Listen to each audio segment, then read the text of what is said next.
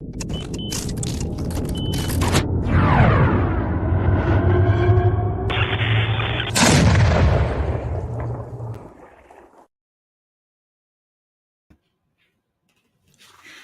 everybody, I'm David Roome from periapsispress.com, and I will be joined shortly by my husband David.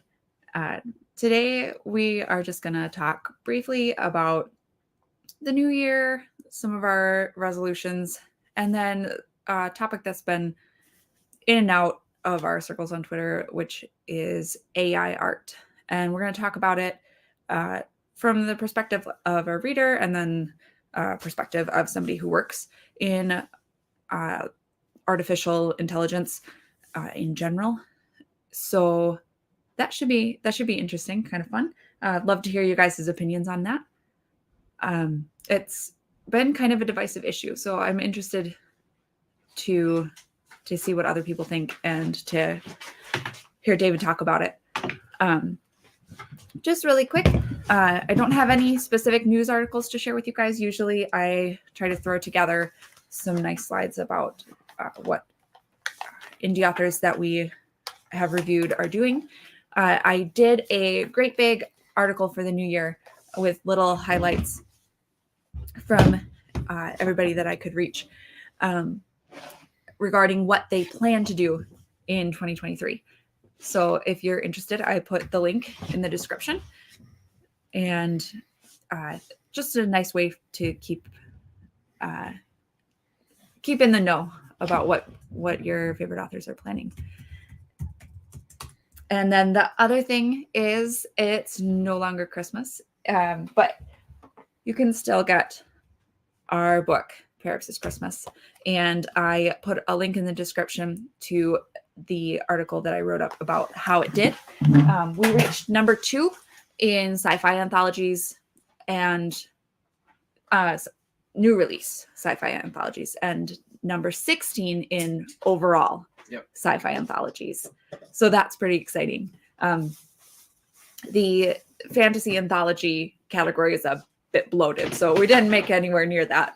But I think we still broke the top 100, didn't we? Oh yeah, it was like maybe 30 or something in there. I forget.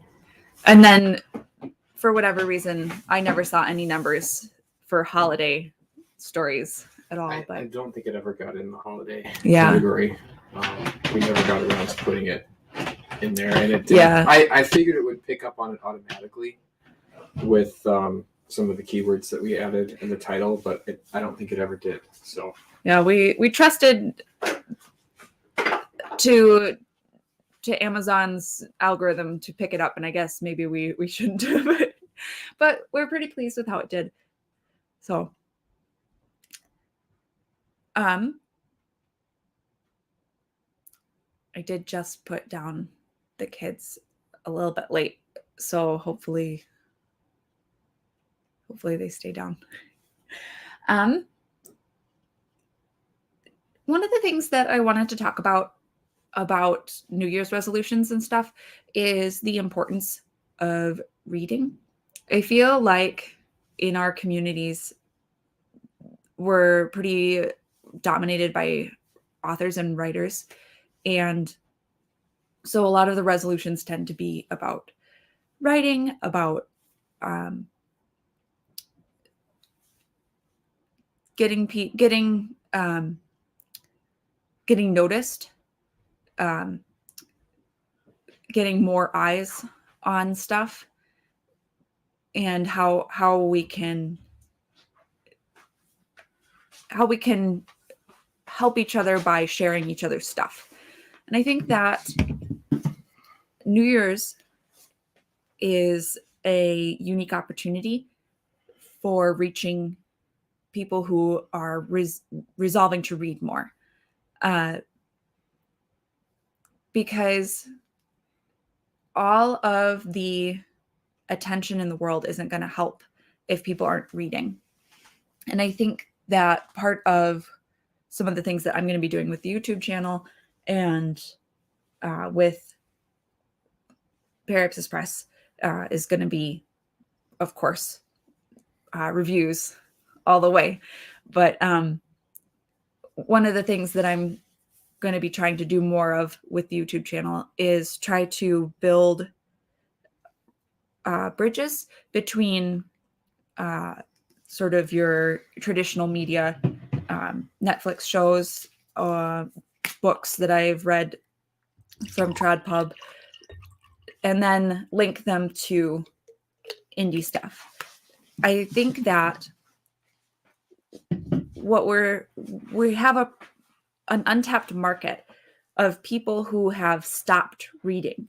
They're not people who are currently reading, because those people, visuals is going to help, right? If we can share and our stuff, those people are going to be right there buying it, clicking on our links. And I think that there's a large portion of the indie market that isn't reading because they've left TradPub, they've been betrayed, they've been hurt, they've been taught by experience, these books aren't for you, reading's not for you, because you have the wrong opinions, because you read wrong. You're not reading for philosophy or whatever that they learned in high school. So I think that so there's sort of like a two portions to like my idea, which is to catch people as they come out of TradPub, as they flip and they're like, I'm done. This is frustrating to me. It's clear that everybody in Hollywood and everybody in TradPub hates me. Why would I keep subjecting myself to this? And then to have someone say, yes, your experience is valid, and here's your alternatives. Then the other is to encourage people to come back to reading, to say, why don't you give this new thing a try, whether that's Iron Age or getting back to the classics or whatever, I just think it's important to get people back in books. So yeah, I'd like to hear what you guys think about that. I will say hi to some people. I see Fiona Wolf and TJ Marquis and Patrick. Hi, you guys. Welcome. I appreciate you guys. Do you want to talk about New Year's at all? Things you want to do in 23? I don't know how much I want to say because I feel like I've got a lot of ideas, but it's kind of out of my control whether I can get enough time to do what I want to do. So maybe I'll hold off for a little bit. Sure. But I mean, I think I'm going to try to get back into writing this year. I feel like I've made some good headway on some of my other projects. I'm going to try to get back into writing, and I've kind of got a vision of making some cool stuff that's not limited to just not just writing. Yeah. So stay tuned for some of that. I think for Perry Ipsis Press, I'd like to try some marketing ideas. We'll see how that goes. I'm gonna just tweet about this quick. I'm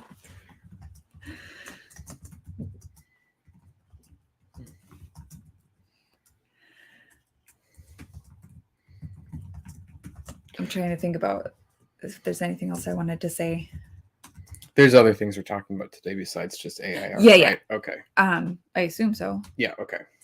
Did you find were there other discussion topics that you had from Twitter?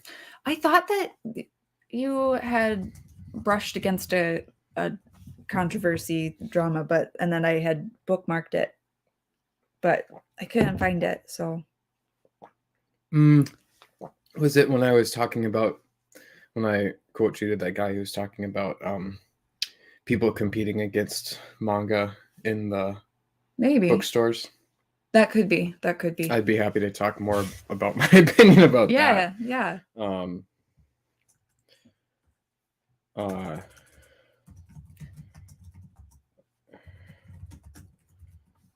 And then I don't know. Did you get a chance to watch John's video about his vision for the I Iron didn't. Age? No, I wanted to, but we could EFAP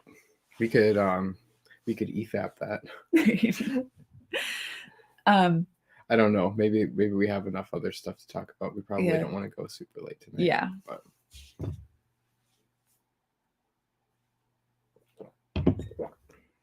maybe the controversy you were just thinking of me quote tweeting Shad's AI art video. It could be. Because that's gotten a lot of traction on Twitter recently.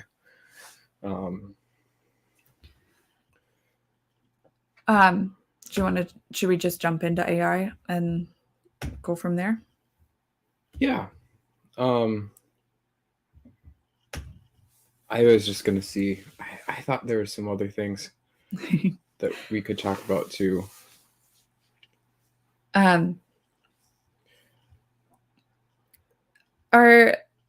My opinion about AI art is pretty, I think pretty simple.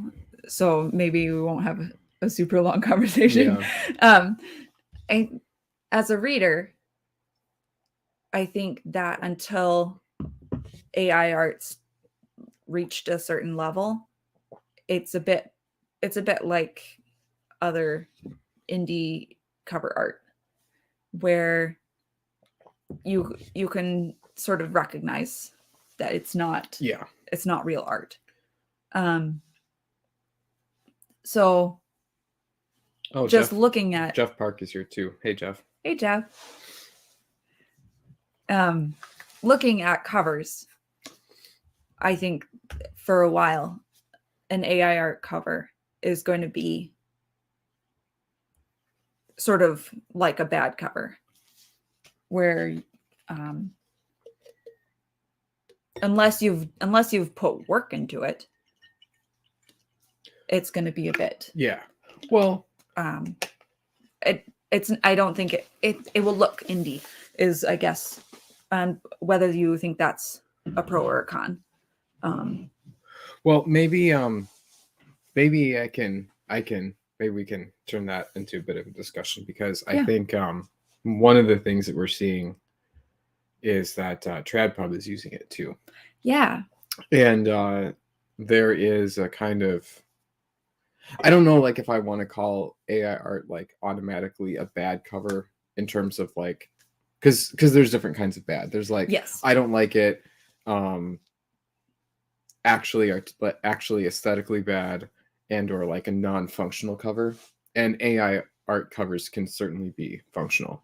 Yeah.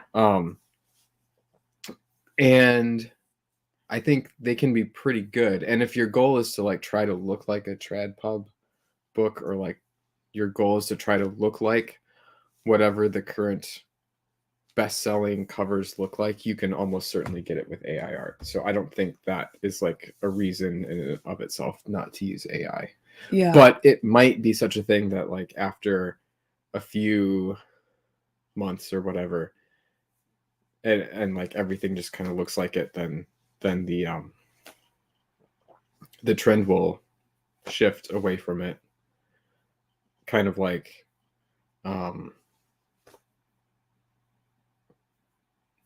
but the problem is that AI is almost certainly going to be able to do whatever the trend turns into. Right. So I wonder if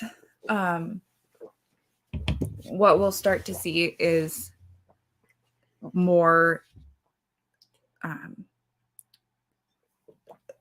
like AI art for book covers that TradPub like buys a program, and then like they have,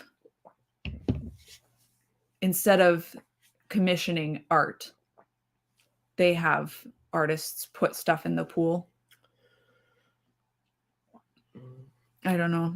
Yeah, I don't know. I don't really think that they're spending a lot of money on their art anyway. Yeah. I mean, probably like the most expensive hand painted covers that they buy are like a few $1,000s, and they only do that for books that they know are going to make a crap ton of money. Right. So I don't know if they really have an incentive to do anything special. Yeah, TJ said, I think there'll be definitely curated safe collections. I hope that happens soon, because yeah, if that does, if and when that happens, I'll probably start using it, because that's my main objection to AI art, which I'll get into, is the fact that these models are trained on art without people's permission. And I've heard a lot of the arguments that deal with that issue, and I still feel the way that I do about it. So I'll talk about it when we get there. But I mean, I think if you have money and you're publishing a book that you know is going to make money, it kind of doesn't matter. Right. Because if you want that look, you could use AI art. If you want to just buy a cover or buy art from somebody, you can. So I think it kind of matters more for indie authors who are publishing on a budget. But I mean, to kind of your discussion about it, I think, in my opinion, ideally people should be striving to do better, right? So not just make covers that look like the status quo, or covers that just work, right, but like do something better. I feel like a lot of the dialogue about this is like, oh look, TradPub is using AI art too, now the playing field is leveled. Or like, haha, AI art is cool because all of the Disney artists are ass mad about it, so now the playing field is leveled. Yeah. And my response is, how about let's do better, instead of having instead of saying, oh, we don't have to try as hard. Yeah. Let's take it as an opportunity to do better. Yeah, the bar's been lowered in another area. Instead of meeting it, we should try to do just that much more. Yeah. And I mean, to give an example of this, I mean, not to toot my own horn, because I don't think my covers are like super fantastic on my books. Patrick likes them. Yeah, Patrick likes them, and that's why I thought it'd be okay to talk about this. I mean, so I made my covers myself, and they are not just like random crap, right? And when I say random crap, I mean, I don't mean to say that like Photo Bash or AI art or whatever is like bad, but it's not just random stuff that is designed to sell the book. It's intentionally made. They were like intentionally made to both look like acceptable cover, like acceptably appropriate, fitting within in the genre and people's expectations covers, and have specific things from the books in them. So like you could not make, it would be really hard to make one of those covers with AI, because it probably doesn't have the concepts of like the symbols that I have on them in there. So you'd end up doing a bunch of work. I mean, you probably couldn't just prompt it. You'd end up doing a bunch of work to fix it, Photoshop it, fill things in and everything. But like those covers have like meaning for the books that goes beyond just, oh, this looks cool, right? Mm-hmm. And the next round of covers that I come out with, and maybe that's kind of something that I'm working towards, is like covers that actually have the actual like ships from my books in them, and not just something that an AI dreamed up, but things that are very consistent with what's in the book and what my vision is, and make sense physically and things like that.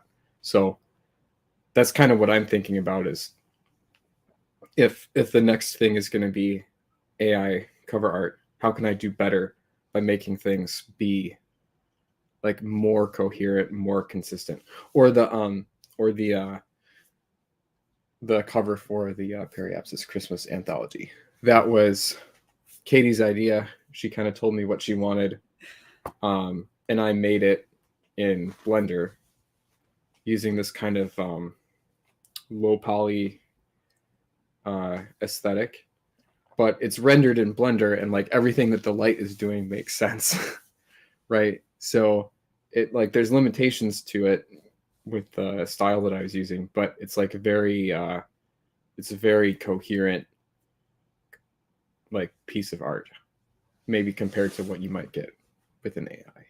Mm-hmm. So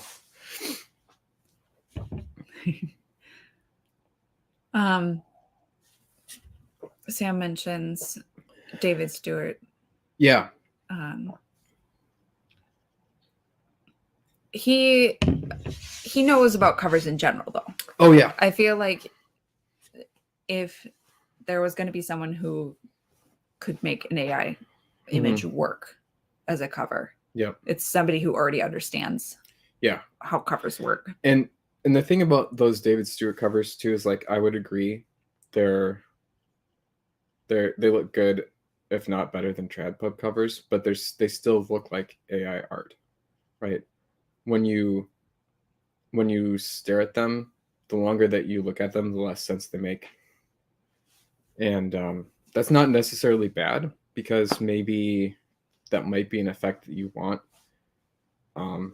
You could be striving for in traditional art if you kind of want sort of like a dreamlike aesthetic or whatever. So it's not like always bad, but that's kind of like not what I want to do. I want to make things that are very coherent. Yeah.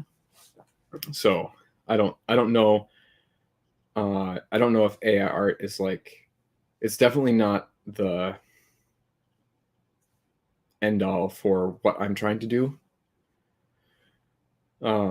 Even if I was okay with using it right now, which I'm kind of not. Yeah. So I think something that AI art can do, which is maybe where a lot of the draw is for authors, is it sort of like pukes up a setting. Yeah. It's like enough of a hint of a place that and a good composition, right? Yeah. So it can make things that aren't, it's not just a person or a castle, but it's a image that, you know, where those things are on the canvas and the different elements of it are coherent. So there's this kind of like high level qualities of art that it's learned, that it's able to replicate. So I think that's attractive to people too. Yeah. So it has like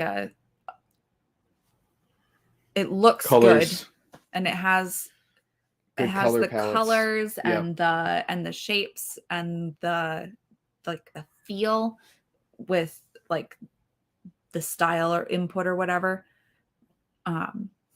that you get a sense of place out of it, which is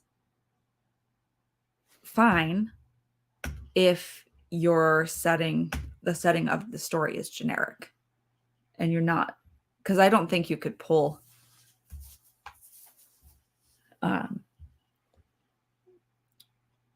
something as complex as like, I'm just thinking about the different books that I've read that I've really enjoyed the settings of. Alexander Helene's stuff, like his covers, they're actual art, and they're actually scenes from the story, which I think is great. And they give a sense of place and of motion and adventure and action in a way that you're not going to get out of AI art. So you can get shapes attractive shapes Mm-hmm. out of AI art. Mm-hmm. But I don't think they would pair well with settings. I think another thing that you're going to have a tough time with AI art is getting a coherent, and I could be wrong, but like say you want like a character that's like wearing a very specific outfit in one pose, and then you want something that's like very clearly that same person wearing the same clothes or whatever in another pose. It's not going to be able to like keep all of those same details, or maybe it can, but you have to fiddle with it, right? Just because of the way it works. Yeah. It doesn't have like knowledge of like specific, keeping like very specific details. I'm sure that's something that they're going to figure out ways to do though. So I think that's something that eventually is going to be able to do better. And I know too, there isn't like really, really good solutions, but there are people that are working towards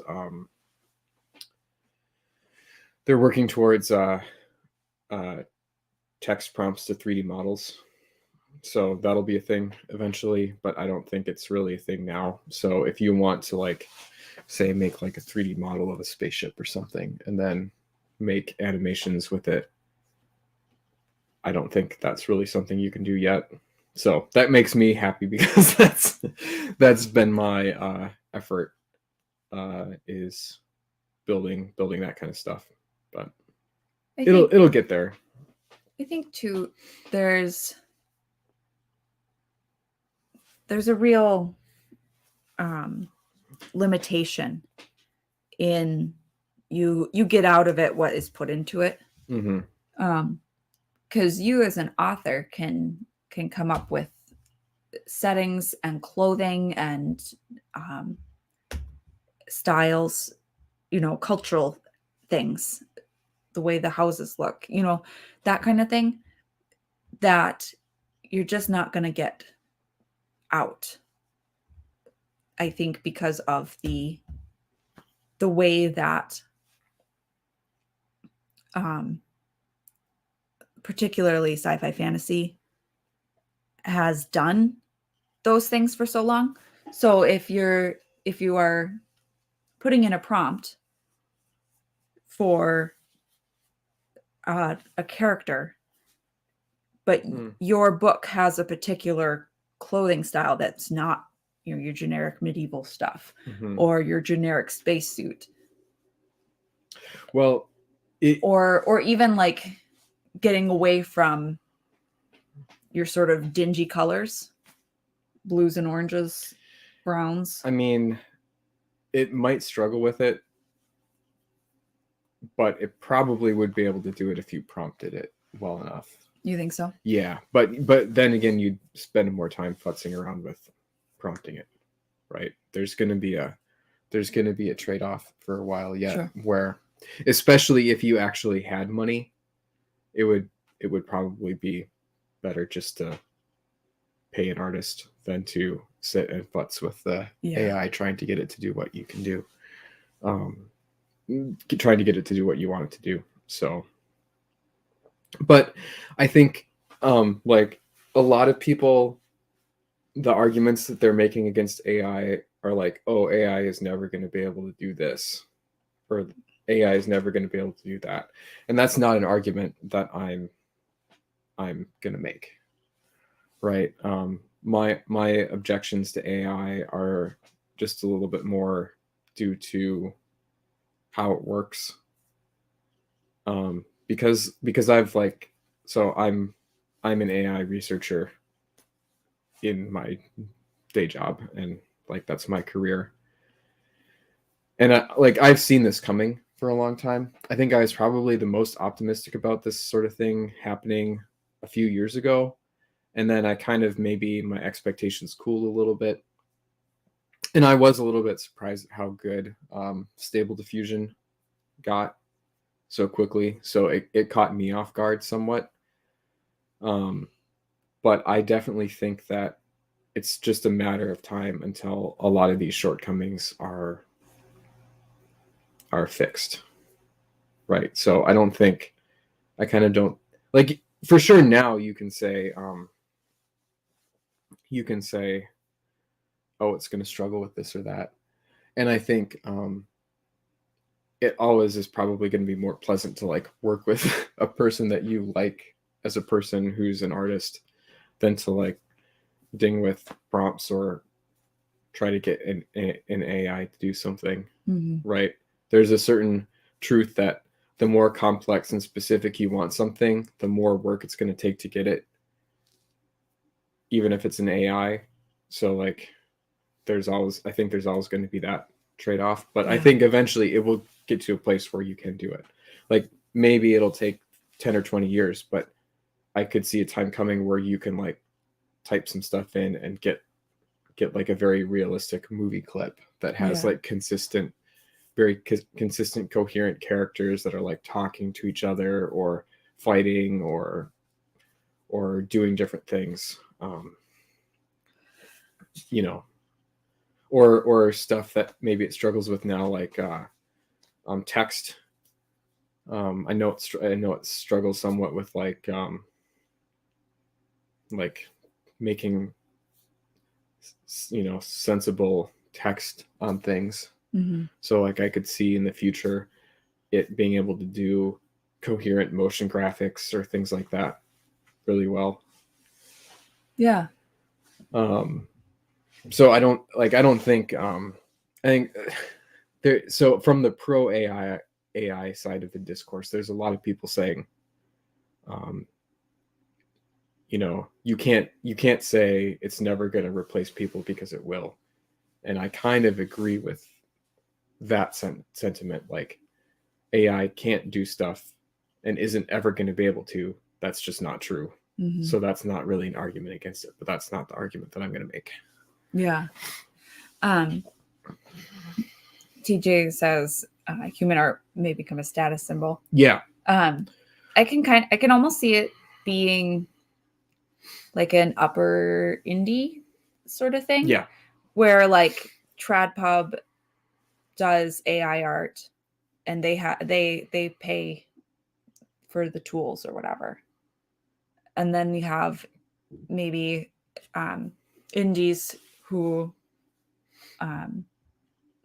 are just getting into the game or are trying to cut costs, and then they have a sort of AI look, and then there's like, you know, maybe like some of the bigger indies who have already reached a certain level of success and who are paying out for good art that's actually human drawn or whatever. Yeah. I could see that. Yeah. And just on that note, I mean, there some super successful indie authors are already doing, you know, really nice human painted art. Yeah. Lindsay Broker, I mentioned her a while back. She had a urban fantasy series that she had. She has like these really gorgeous covers done for, and they're really cool because they all have the same main character, this blonde woman, and it's like, oh, it's like very clearly the same person in every one of the covers, which is something that maybe you don't even always get with TradPub, right? The series take forever to come out, and they do different artists, and they don't really bother with having it be consistent. But she cranks out these books and then like gets the same artist to do all the covers, and it looks really cool and consistent. Oh my goodness. So I just bought a TradPub book. I'd been waiting for the last book in the series to come out. Got stabbed in the back, of course. That will be a video. And super generic cover. It's like the title, right? That's it. It's not even, and like some like geometric stuff. The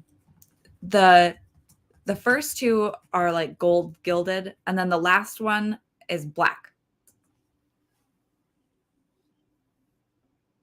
They don't match on my shelf. Why would you do this to me? It's pretty silly. Even just things like the spacing of the title and author name and the spine and stuff not matching up is kind of a pet peeve of mine. It's like, why can't you make that consistent? I know like it's probably not going to affect whether people buy the book or not, so they don't care. Yeah. But this is just another example of like, I think we as indies can do better, right? We have total control over what we publish. If you need to redo earlier covers, you can, you know, make them line up, spend the extra hour, just take an hour and make sure that they line up. Yeah. And you'll automatically have a premium product. I don't know. Maybe nobody else cares about this, but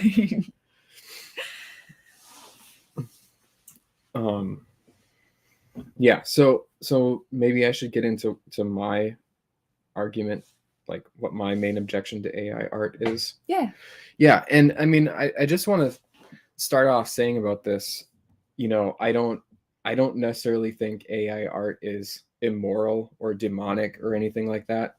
And I have friends who are using it and doing cool things with it, like TJ. So I don't, you know, I don't think TJ is a bad person for using AI art or anything.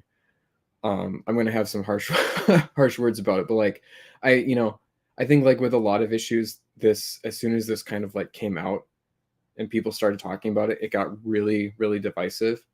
And my opinion about stuff like that is just that, you know, you're not going to change people's minds, right? Like I'm a Calvinist. I have Catholic friends on Twitter. I'm not going to change their mind. They're not going to change my mind. I don't want to fight about it. I want to just enjoy each other's books and get along. And I kind of feel the same way about AI art, right? If somebody is my friend and they put out an AI art cover on their book, that's not going to like disqualify it. That's not going to be like an automatic disqualification for me. But like in its current state, like stable diffusion and stuff, I'm not going to use, and I don't really have any interest in using. Even though I have a lot of really cool things that I could do. I know I could do with it if I wanted to, but I don't know. Part of my thing is like I don't want to use it. I don't like it. So yeah, and my qualifications for talking about this and offering my opinion again is that like I am an AI researcher in real life. I've not worked on diffusion models specifically, but I have actually done a lot of work with generative models, which is the broad kind of models this is. And I've worked with GANs, which were kind of the state-of-the-art way to do this kind of thing before diffusion models came along.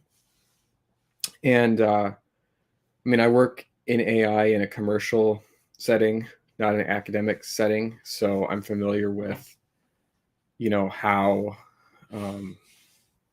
like how you think about these problems and how you think about data and how you think about using it ethically and stuff. So yeah, so my main objection to these AI models is that they are trained on basically billions of images that were gathered without regard to the original copyrights and without regard to whether the artists would want them to be used for this purpose. And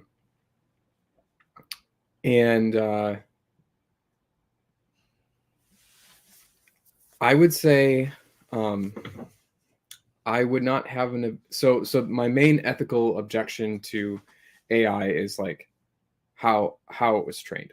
So I would not really have the same objection to a model that was trained purely on a data set of either public domain images. So, you know, images that have been intentionally released into the public domain, or art that is made by people who have been dead for 70 years, right? or if there was such a thing as a data set of images that, because supposedly there's a whole bunch of artists, and I mean, I know of a few, but I haven't seen a ton. There's a whole bunch of artists who are like, oh yeah, AI is a tool that we want to start using. I'd love to have them volunteer up all of their art and say, hey, you can take all of these images. You can't do whatever you want with them. I still have the copyright to them, but I am totally cool with you using these images to train basically whatever kind of AI model you want. So a data set like that being used to train a model, I would be cool with using. Now, and I want to say too, like I was talking on Twitter about Shad's video. In his video, he mentioned that there are some efforts to do some stuff with purely public domain data, and I believe it. That makes sense that is something that people are looking into, because I think people are aware that this is an objection that a lot of people have. I did a bunch of Googling about it because it seemed like he was talking about stable diffusion specifically, going down this road, and I could not find anything. So if anybody in the chat knows what the heck he was talking about, I would be really, really curious to know. So that's kind of my main objection. Now, just a note about that.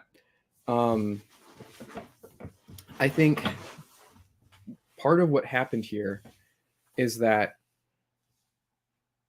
there was, and really this is kind of like what triggered this whole thing, is there was a leap that was made, which was there are a lot of data sets like the data set that Stable Diffusion was trained on, where it is a whole bunch of copyrighted stuff, right? And there are known data sets like this that are used in various areas of AI research. Like there's like a celebrity, well, let's see, there's like a celebrity faces data set. There's a celebrity voices data set that's like taken like voice recordings from YouTube. There's like a Flickr faces data set where people know that these are copyrighted images. But typically, the way these data sets are used is they're really used for more academic research, right? So some company like Google would take one of these public, and they're public, right? They're publicly available, just like the data set that Stable Diffusion and I think Midjourney probably uses something like Lion as well. They're publicly available. So somebody like Google would take and use one of these data sets, train a model being able to publish research results, like say, okay, here's how our model performed. But you wouldn't, there's some things that you wouldn't do with that, right? Like if you were a company, you wouldn't take one of those data sets, or you wouldn't necessarily take one of those data sets and train a model with that you then used for some actual business use. You wouldn't train a model like that you sold. You wouldn't train a model and then like take the outputs and sell them, right? They're more used for, here's a sort of academic thing. And then what like companies will do is companies will have their own data sets that they are free and clear to use for this kind of purpose that they'll then use. So they'll use these public data sets of potentially copyrighted data for sort of the academic purpose of showing results to the community. But for commercial purposes, they'll use their own data that they actually have permission to use, right? And I think what happened this last year is like I don't know who was first, if it was Midjourney or if it was Stable Diffusion or whatever, took one of these data sets and then like, I think, Midjourney is a commercial product, so they did it. I think my understanding with Stable Diffusion is they've released it as open source, but funnily enough, they have a license or a license for how you're supposed to be allowed to use it that is kind of restrictive in interesting ways. Not that it's going to prevent people from using it however they want, but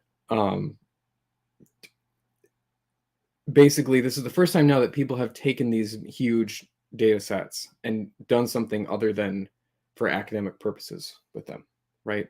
Because you either have companies who are selling the models, selling access to the models, or people who are taking the models output and using it for commercial purposes, right? Whether they are actually selling the images that they create, or they are using them as like book covers or promo images or whatever. And I don't know, I consider that to be commercial purposes, right?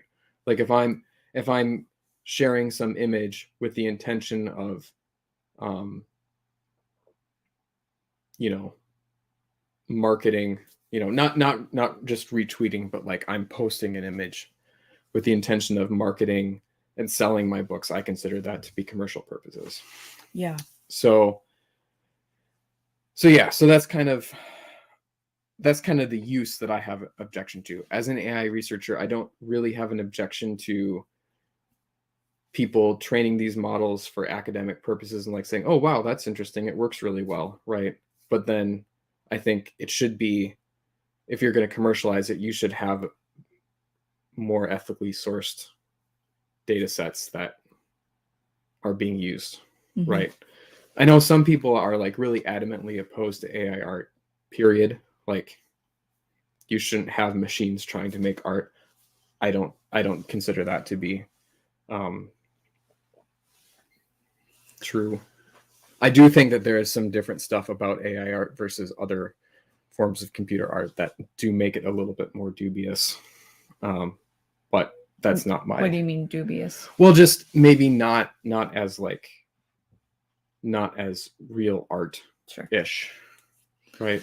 Just because it's you in a lot of other things that you do in terms of computer art, you have more control as the artist over what you're doing, as opposed to using AI art. So okay. I don't know, just kind of going back to like being able to make things coherent and like add specific details and be intentional about what you're doing. I think most other forms of computer art put more responsibility onto the artist, versus AI art just kind of does a lot automatically. So there's that. So you're not going as far as say that it's not art?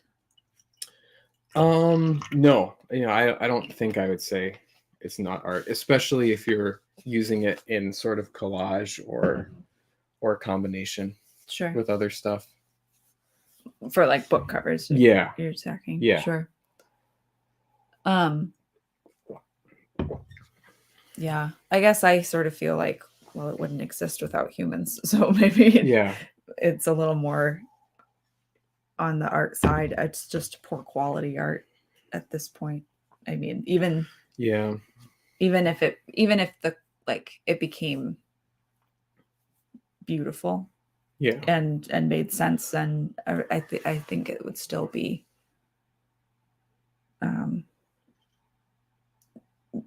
it's not on the same level. Right. And I do think that it looks pretty good.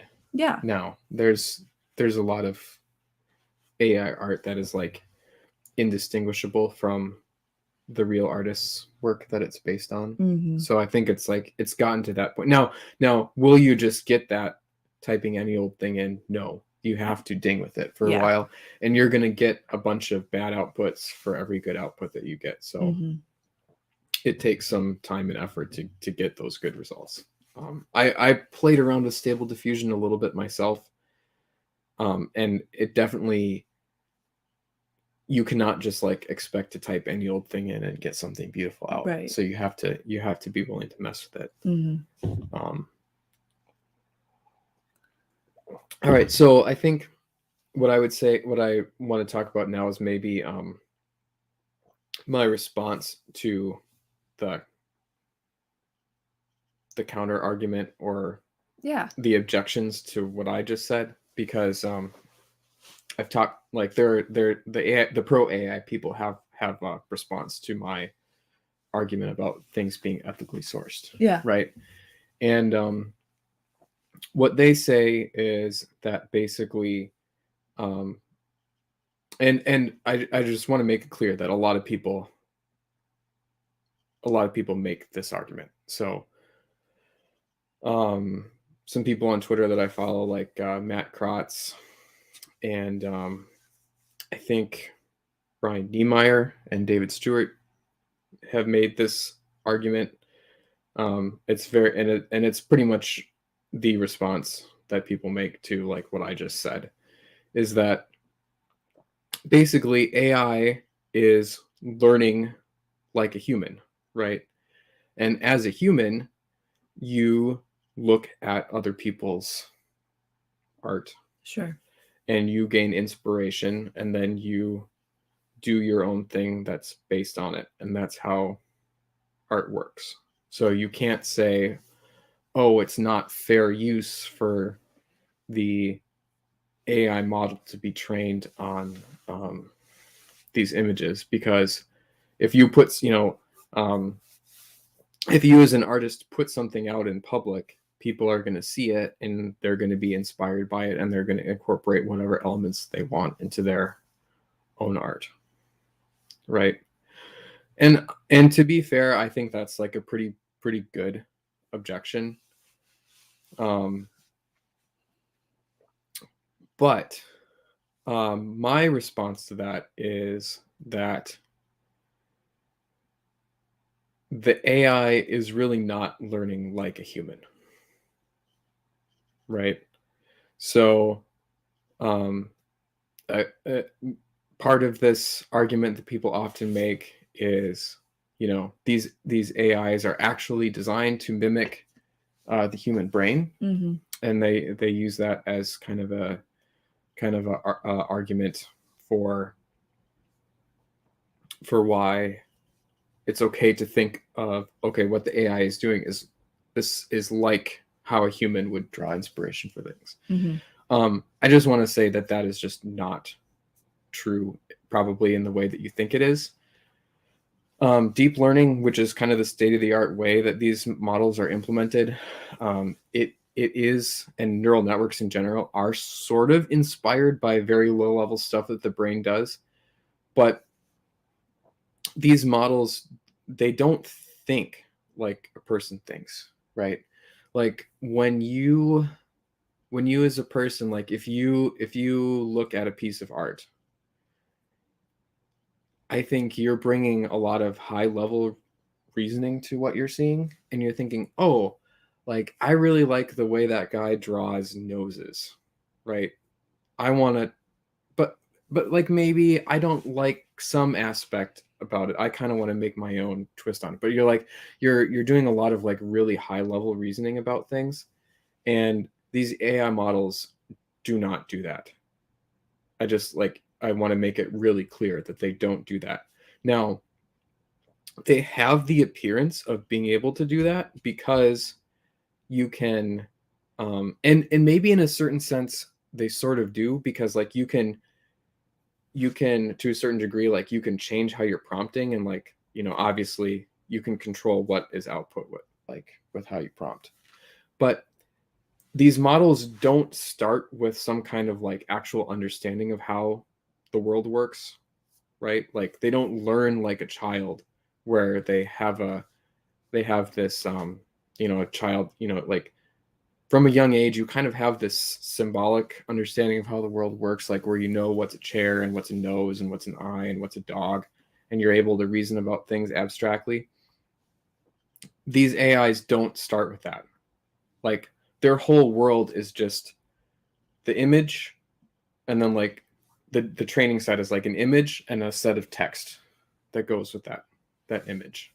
That's all there is. So whatever they learn about anything is from that data set, right? I've said too online that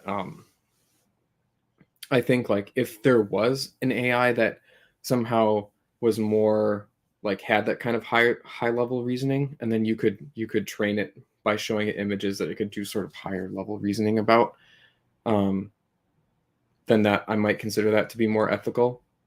But that's not how these models work. And the way that they do work, like, again, kind of going back to how a human learns, it's like you're looking at all these things and you're like doing this high level reasoning about it. The way these models are trained is, you give them images, and it's a computer program, right? How does a computer program analyze images?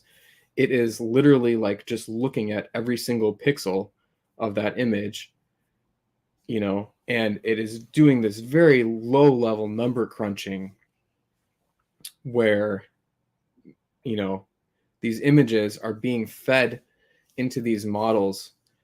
They contain banks and banks of filters, cross connections, things that basically take every single low level value of that image and run it into this model.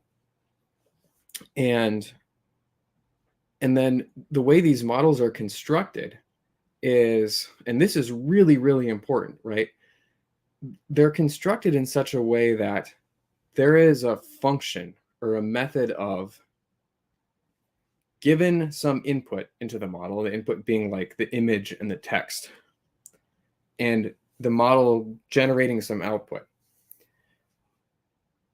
you can derive for every single parameter of this model, basically how good or bad that parameter's contribution to the model result is. So there's, and not just whether it's good or bad, like the exact magnitude of how good or bad it is. So it's like, it's a very, I don't know, like it's a very invasive, very mechanical dissection, just total stripping down, rendering into all of its component parts way of analyzing these images, which again is like just very, very very inhuman. And so when they're putting these copyrighted images into the model, it's not like it's just sort of looking at it and drawing inspiration. It's like every last bit of information in the pixels of those images is contributing directly to what that model is going to do. And the only thing the model sees is these images. And,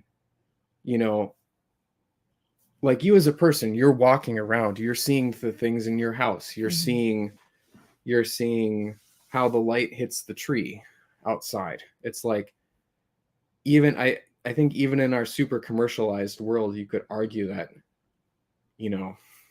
probably, and especially as a young kid, when you're learning all of this high level reasoning, you could argue that it's like only a very small percentage of what you see is like copyrighted or people's art, right?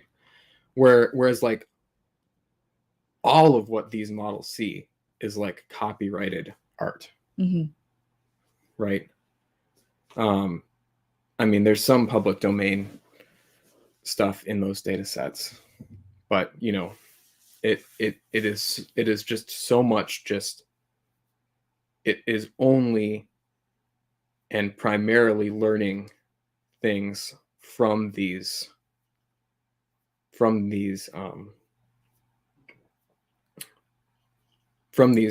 things that it has not been granted the permission to use. Yeah, it's kind of interesting how similar and yet not at all these programs think. Yeah, like us.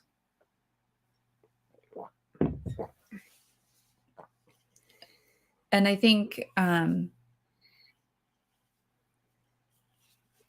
we've kind of, like, in our modern age, sort of mechanicalized our thinking about people too, about outputs, about creativity, about that kind of thing, to the point where it's like, well, people are just doing the same thing. Yeah. Just regurgitating what they know.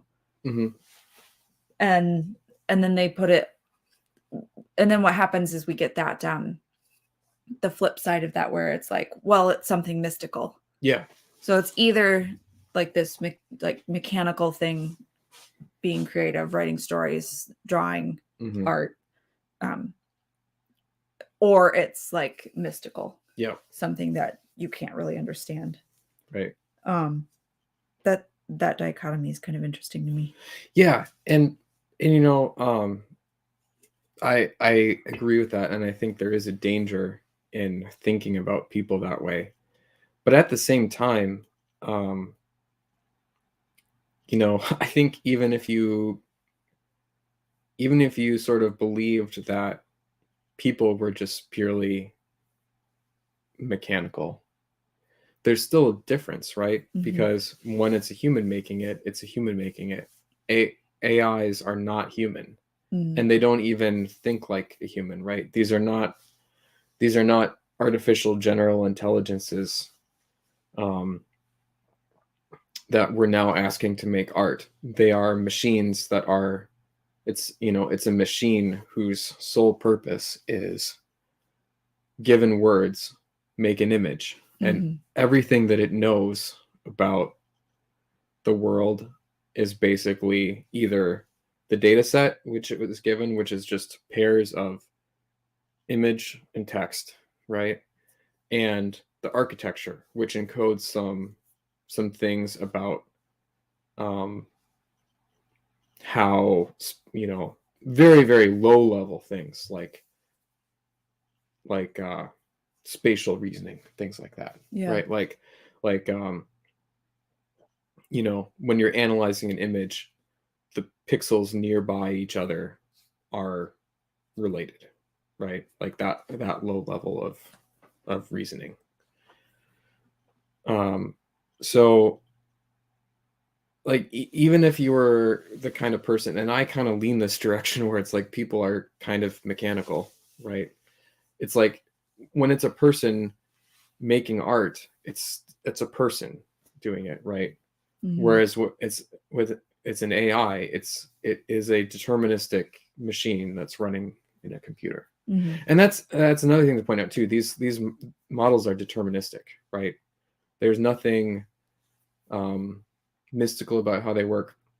I see a lot of argumentation on Twitter, people kind of assigning demonic stuff to these models. It's like you can trace, I mean, it would take you a long time to do it, but you could trace through with a pencil and paper all of the calculations that these models are making, and it would make the same result every time. There's no reason to believe that there's demonic interference in these things, right? So it's a very deterministic process. Whereas like even if people are sort of deterministic, you have so many factors that go into a person's life experience, a person, what they ate, their relationships with other people, things like that are just, they're not there in these models. There's nothing anything like that these models have. Well, it would almost be like the ability of a human person to bring unrelated things together. It would almost be like a model trained on eyes, and then you throw in a nose. Yeah, it's just completely. It's not within its experience, if you will. Yeah. Whereas people, art isn't the whole sum of our experience. Yeah. Yep. Images, even. Right. The our senses are a lot broader and we have 5 of them, whereas a data set trained on images is only going to know the image and the text. So things that we connect because of things you can't see don't exist unless they are stated overtly. Yeah.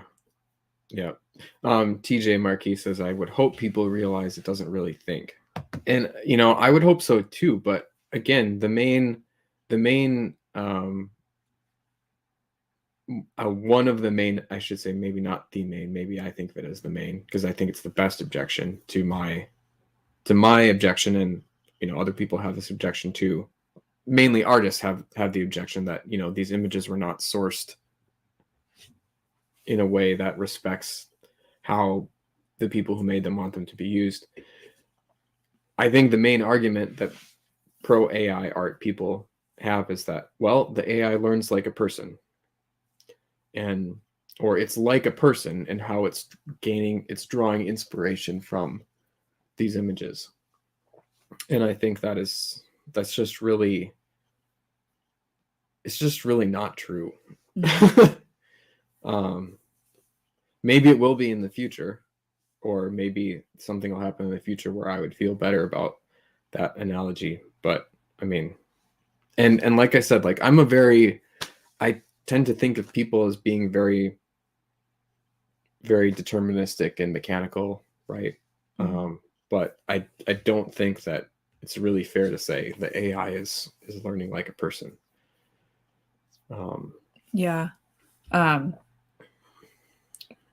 Jeff brings up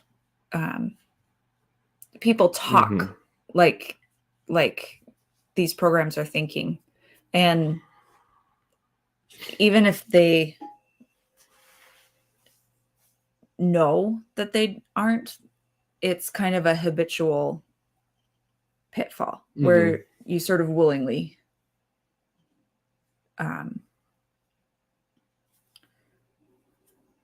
by not reminding yourself that it's not.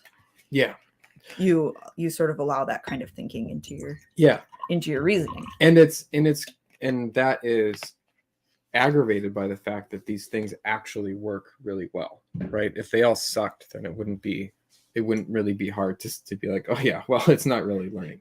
But they work really well, and they can make beautiful art.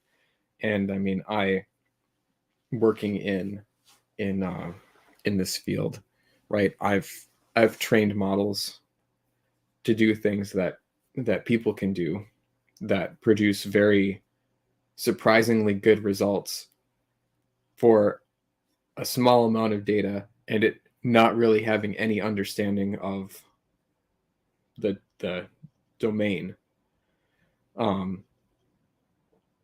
So these models, even very much less powerful models, are very good at recognizing patterns. They're good at interpolating. So like, given 2 examples of things, you can kind of do something. It can do something that it hasn't seen an example of potentially. Right.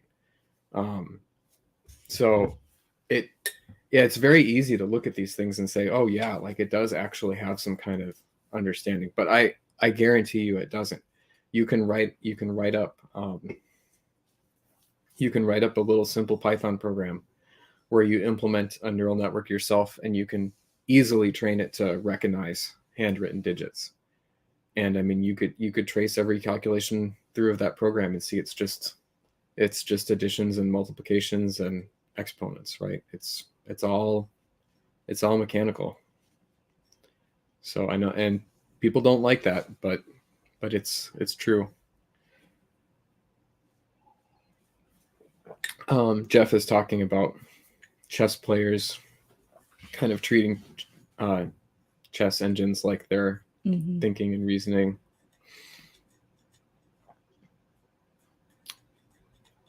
Sure. Patrick is concerned that you work. Oh yeah. That maybe I need to be on the lookout. Yep.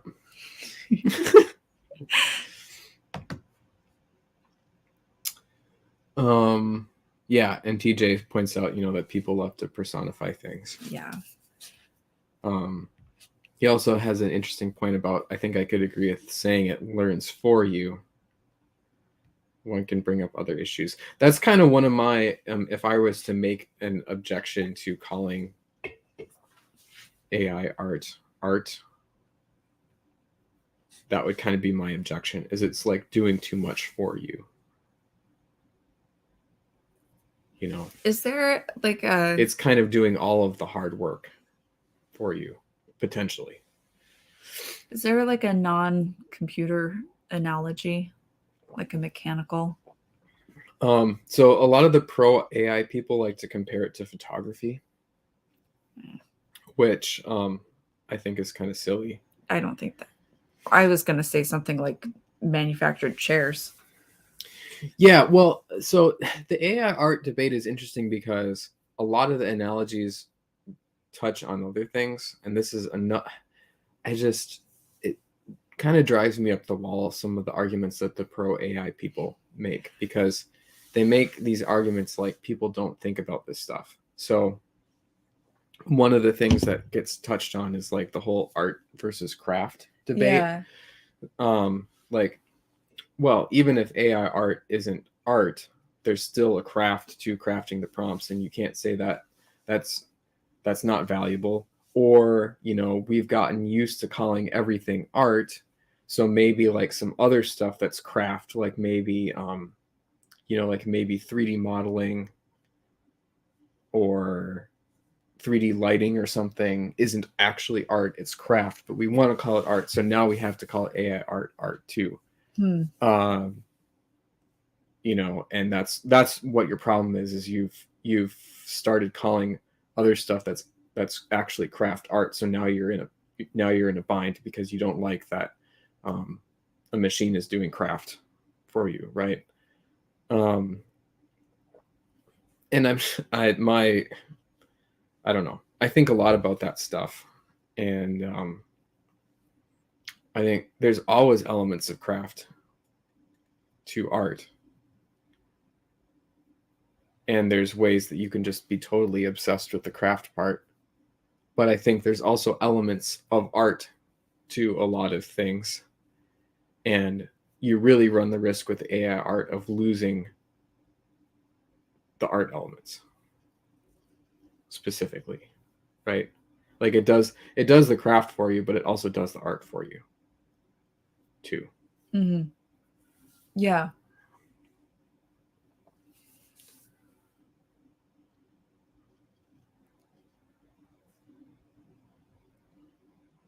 Like if you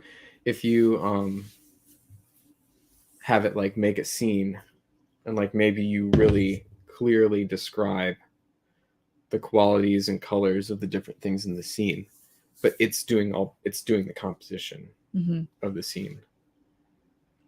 You're kind of doing the craft, but the artist's eye part of it is just coming from all of the things that it's learned.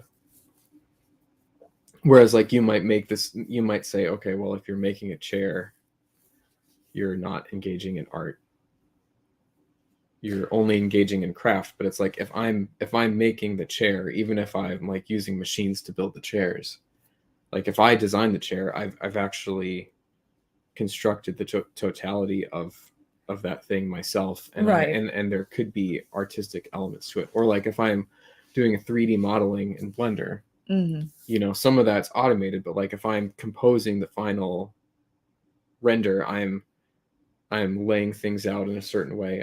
I might be thinking I want to convey a certain mood, and I'm doing specific things to do that. I would say that's definitely art. Yeah, I lost my train of thought. Sorry.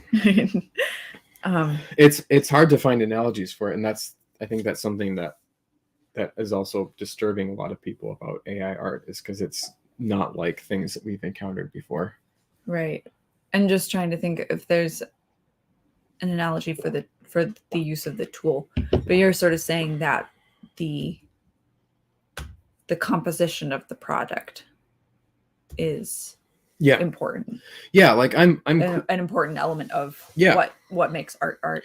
Yeah, like I'm totally cool with saying, okay, a lot of like using computerized tools is not art.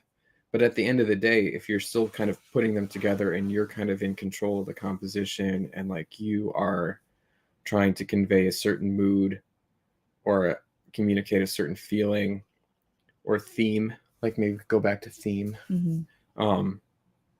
then I think you're doing art, right? What I'm doing with my, because I'm developing a lot of tools for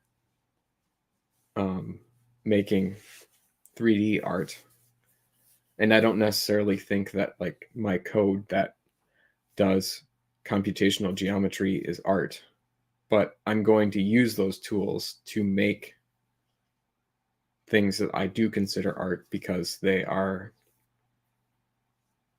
things that I mean, for one thing, I'm designing and controlling every aspect of myself, even if parts of it are automated. And I'm going to put those things together into compositions that are supporting some bigger theme or conveying some feeling or trying to communicate something. Right.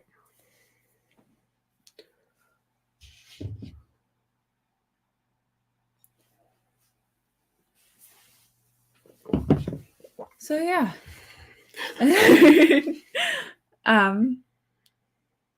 I think that's pretty much all that I had on that. I appreciate you talking with me about it because I feel like you have a lot of insight into it in a way that a lot of people don't. So yeah, there's a lot of kind of borderline misinformation about this topic going around, and some of it isn't actually misinformation. Like my opinion about the whole AIs learn like people is that's really not fair to say, but it's true sort of on some level, right? I mean, like the way these models work is you train the model giving examples of things, and that is kind of how people learn, right? It's not slavishly copying things, right? It's learning by example, and it's learning to interpret it. So that's true on some level. But I think, I don't know, I think a lot of people are really excited about AI art for good reason, and they see it as a tool they want to use, and they're excited to find reasons to want to use it. I think also something I've seen a lot from the pro AI crowd is they are excited by the fact that that like artists who work for evil corporations or have terrible politics don't like it. So they're excited by the fact that it's kind of like this unstoppable thing that their political or cultural enemies don't like. And my opinion about that is that doesn't determine whether it's right or wrong. Yeah. Right. Just because our enemies don't like something doesn't mean it's good. It doesn't mean it's bad either. But I think people are anxious to be okay with AI art for a lot of reasons. Yeah. So, well, for indies, it opens up a lot of marketing options that cost money otherwise. So I definitely understand the appeal. I just wish that there was an easier way to support other artists, you know, mutually. Except that everybody's starving artists, so it's you can't. Yeah, and I mean, my opinion too is, you know, there's a lot of like the you know, Pandora's box has been opened argument. Sure. So okay, so imagine a world now where every indie author creates AI, man, I can't talk tonight, AI art for their books, right? So like every indie author has cool images / movies that the AI is creating of their settings, of their characters, for sci-fi of like their vehicles. It's like everybody has this. It's like, okay, now how do you stand out? Right. And I think the way you stand out is you have non-AI art, right? You made it yourself. Your friends made it. Real people made it, right? So right or wrong, ethical or unethical,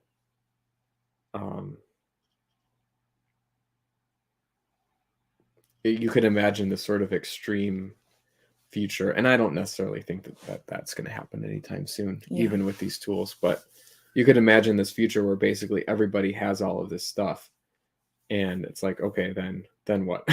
How do you actually stand out? Well, you can imagine a future where AI is actually able to write novels, and like good novels, right? What then, right? If you can just type your outline into a model and it writes the whole novel for you, then and everybody is doing this, then what then? How do you differentiate? I think you differentiate by actually writing it yourself. So yeah. And I think that there's going to be enough people who are just opposed to AI art for one reason or another that will choose human created stuff, that there's going to be a market for it, right? I think so. Just kind of like now there's this pushback against, there's like a small segment of the population that doesn't want Disney Wars. They want indie science fiction. There's going to be a chunk of people that just don't want AI stuff, even if it gets really good, and want human created stuff. And I think I would put myself in that category. Yeah. So, and like I said, you know, I'm not going to like disown friends that use it for whatever. Yeah. It probably won't even enter into whether or not I write a review. I see covers so briefly. Yeah. I think like for me, it probably would enter into my thought process about whether I read a book. Read it, yeah. Yeah. Certainly. I mean, I think you know, like I have friends who I know their books are good, so if they put AI art on them, I'm still going to read them. But I think there's this kind of idea that that books are fungible, and I've talked about this before, where people have this idea that like there's all these readers out there that just will read everything, and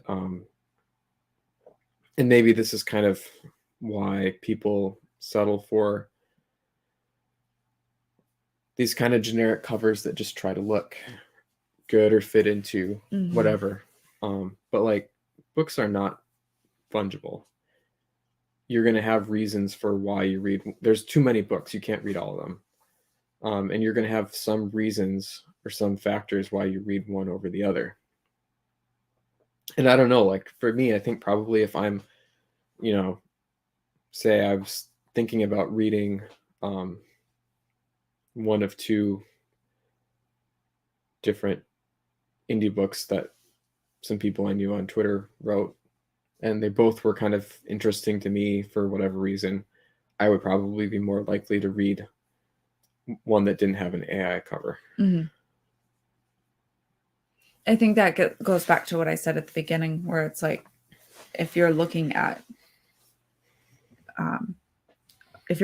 books and you see a, poorly done, slapped together sort of paint cover, you see an eye cover and then you see an art cover. You're going to reach for the art cover first. Yeah. It's and even if it's not technically better looking. Right. That's what like, so this is, I don't want this to sound like a backhanded compliment, but like, so TJ Marquis' original covers for his fantasy stuff, they're like drawn by an artist, and they didn't look like your standard best-selling fantasy like photo bash abstract covers. You're talking about Heroes Metal. Yeah. But I don't know, like, when it comes to an indie author, I'm not like a big fantasy reader, or really much of a reader at all. But I would be more likely to maybe pick something up that had like intentionally made looking a little outside the box art than something that just looked like it was trying to be generic and fit in. The worst, of course, is when it's like a bad photo bash cover. And I'm not talking about TJ's books here, but like an abstract cover that also doesn't look like it fits in, and it's just like just poorly, like bad fonts and boring looking. Like, that's the worst. And TJ, I totally get that you're playing around with different cover styles, right? I want to do that too. And if I didn't have the ethical objection that I have to AI art, I would definitely be trying to stick it on my books just to see what it did. But I'm planning, at some point I want to make the traditional, spaceship cover covers for my books and see if that does anything for them. Now, to go back to what I was saying earlier, just make sure that when your series is out, I can get them all in one. Yeah. So that when I get them on my shelf. Yeah, and I'm gonna do that. I'm gonna do that if and when I do that. But the point that I'm trying to make is that the cover and what it looks like can communicate something about the book. And for me, I'm kind of interested in bigger, like, projects that are bigger than just the contents of the book, because that's kind of what my project is, right? Some people say it's like what it is just the words, but I think there's more, like the associated artwork and the way it's promoted and everything like matters too. Yeah.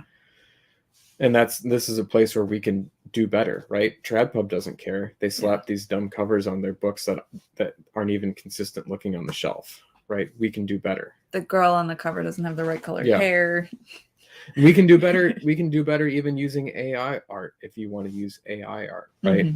You can really work hard to make what it produces be consistent, and then you can use really consistent, typography and stuff, the part that you do have control over on it, right?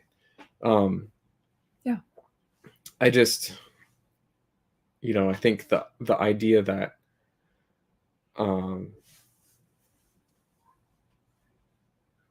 I don't know. I'm starting to lose it. I've been talking too long about this, but I would object to the idea that it's, I would object to the idea that a cover is only matters as like the tiny little thumbnail to get somebody to click on it on Amazon. Another reason why that isn't true is as indies, especially as smaller indies, I think we're getting a lot of our sales not from people really discovering stuff on Amazon, but from people discovering us through social media, through other indie authors, right? Mm-hmm. So, I think we should make stuff that looks good and functions on Amazon, but like, maybe think about like if you want, if you're trying to trade off between that perfect thumbnail to get people to click on it and like something that actually is meaningful for your project, like mm-hmm. maybe lean towards something that's meaningful for your project, or if you can do both, mm-hmm. right? Sometimes covers on my website, like on the actual article, they always show up the same size, mm-hmm. but like when I have like when you click on a tag mm-hmm.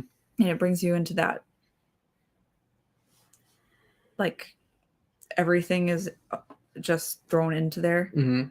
Sometimes the covers are giant. That could be the first experience of mm-hmm. a reader on my site gets with your cover is huge instead of the tiny little Amazon thumbnail. Yep. It's like, or if they actually go to click on it to read the preview, right? When you click on it to read the preview, you can sometimes get a big mm-hmm. You see the big cover briefly, or if you scroll back up to it. Yeah, I mean, maybe that's kind of the main message I want to convey here is like, instead of just thinking, how can I be as good as TradPub? Think, how can I make something better? How can I make something more meaningful? Mm-hmm. Yeah. Even if it's on a low budget, right? How can I make something that has nice meaning and consistency and really communicate something about what I'm trying to do? Mm-hmm. And I guess just as a reader, talking to other readers, I would say that an aversion to AI art is understandable. Mm-hmm. Hopefully, we're going to get better regulated data sets where we can sort of trust that the image that is made into a cover was done so responsibly, mm-hmm. where, especially people who read indie books are conscious of intentionally supporting indies and artists. And so the idea that somebody could be getting the short end of the stick is uncomfortable. Yep. That's just something I just want to point out briefly is what we've seen in this discussion is there are a bunch of people who are pro AI. Mm-hmm. There also is, I would say it's a smaller fraction of people, but a very outspoken chunk of people that are very anti-AI. And something that you have to keep in mind is that there are people who are anti-AI. There aren't people who are anti-traditional art. Sure. And there probably aren't really too many people that are like anti-photo bash cover, right? Like everybody's kind of cool with that. So, you're not going to change everybody's mind. You should do what you want to do. But like, be aware that if you put an AI art cover on your book and it's like recognizably AI art, that you might be alienating a chunk of your audience. People who mm-hmm. are wanting to support indies, or and who would generally fall into your audience. Yeah. Or not even alienating, but just maybe making them down prioritize your book. Mm-hmm. Right. So, but whereas it doesn't really go the other way, right? I don't think you're going to lose somebody for hiring an artist or making a decent photo bash cover just because AI exists, right? Sure. Like Brian Niemeyer, I don't think is going to tell you suck because you didn't make an AI art cover just because he thinks it's okay. And then on the other hand, on the other side of that, again, talking for like to readers, just in general, not worrying too much about covers for indie stuff is,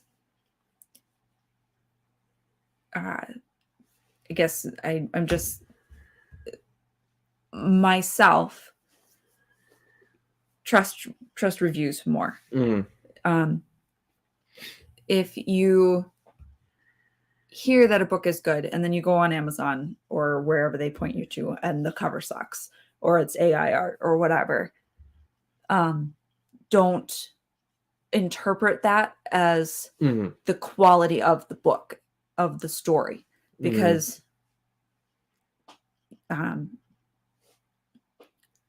a reader's recommendation is going to more accurately shape your expectations than indie covers, just in general. Yeah. So it's okay to be a little bit cautious about AI covers, but also being aware that that is not a reflection of what the book is. I think keeping that in mind. Yeah, that's a really good counterpoint to what I said, because you know, I'm kind of saying, you know, be better and think about having a bigger project than just what's in your book. But that's my opinion. That's what I want to do. That's not everybody. Sure. And not everybody necessarily shares that same, has that same values or same opinion. Yeah. So, you know,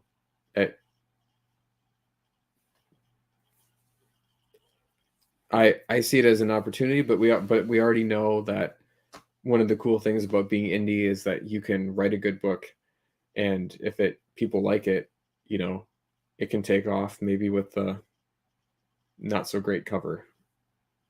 And that doesn't necessarily matter to people if you find the right audience. Yeah. So.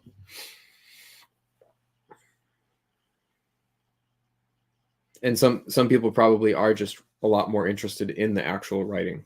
Yeah. Whereas I'm kind of interested in a little bit more. But that's not everyone. Patrick says new trend, no cover.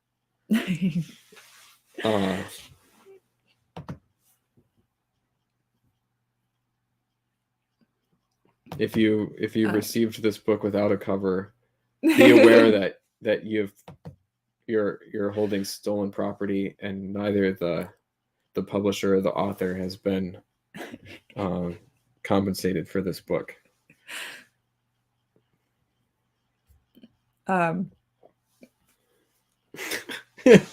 Patrick was giving me a slow ball here.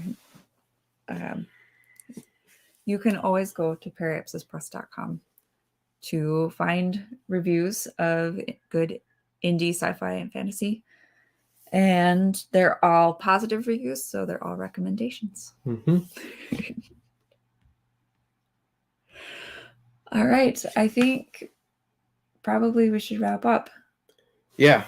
Well, we went for a long time. We did. I talked for too long about the mechanics of I appreciate it. I think there's not a lot of people talking from that perspective. Yeah, and I wish I understood the actual architectures and stuff of these models a little bit better. That's something that I'm going to be trying to investigate myself in the new year. So I might have some more to say about it in the future. Yeah. And for sure, if there are ever like what I would consider to be ethically sourced data sets or models trained on them, I will try to use it myself. Whether or not you call the output of it art or craft or whatever, I think it could be useful. I wouldn't base my whole brand on it, but you know, I might be interested in trying it in the future. So I might have some more to say later. Yeah. And I'm glad to see there being a discussion about it too, not just everybody deciding one way or the other without at least sort of saying what their opinion is. So I think now I've done that, and my opinion is out there on the record, for better or for worse. All right. Well, thank you guys so much for tuning in and for contributing. We appreciate it. Mm-hmm. Everybody have a good, early morning? Yeah. And if you haven't yet gotten a copy of Periapsis Christmas, go out and get that. It's only $2.99 for the Kindle version, and it's only $10 for the print copy, which is really cool. Nice little book that you definitely want to have on your shelf. And they're sci-fi fantasy stories with varying degrees of holiday intensity. So if you're burned out, I think you're gonna still like it. And if you are still planning on hitting up more relatives later in the coming weeks or whatever, can help you maintain your holiday cheer. All right. Yep. Thank you guys so much. Have a good night.